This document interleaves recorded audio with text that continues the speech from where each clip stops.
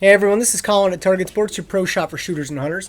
So I just want to talk about personal hygiene right now in this video. This video is pertaining to the sudden need and urge to be buying toilet paper. So just in case you weren't one of those people that ran right out there and got enough TP, don't worry. There are plenty of alternatives that you can use, to wipe your bottom. So I come from a wilderness background. I taught environmental education. I was a big game hunting guide for 3 years. Spent a lot of time in the backcountry, and there's some really cool tricks and tips that I can give you. So if you're out there or you're at home and there's no more toilet paper to be had, smooth stones. Go to the river, find yourself a handful of smooth stones. They work really well. Again, smooth is the key word. You want to use a smooth stone. You can, in fact, rinse those right off in the creek and then use them again. So it's very, very handy to have smooth river stones. Another item that's really handy would be pine cones.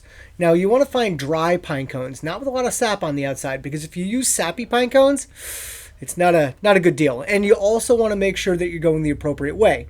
Pine cones go in two directions. One would be the ultra grabby end, which we probably don't want, and the other would be more of a smooth finish.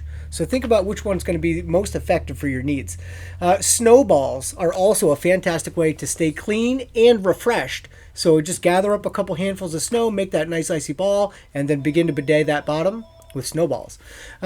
Leaves are a fantastic option, although you may want to triple fold those or get a handful to make sure that you're getting an efficient cover.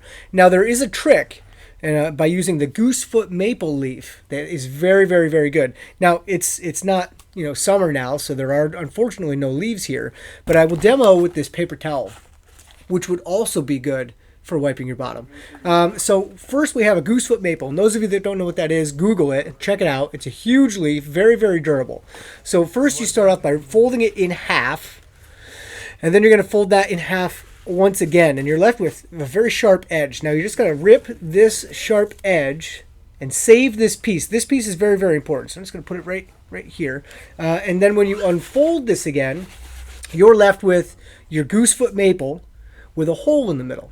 All right, so now you're getting a little confused. I can see that. So now you would then insert finger, wipe, come up from the bottom, clean that finger right off, and then where's that piece? Oh, here it is. This piece is really ideal now for cleaning underneath that fingernail.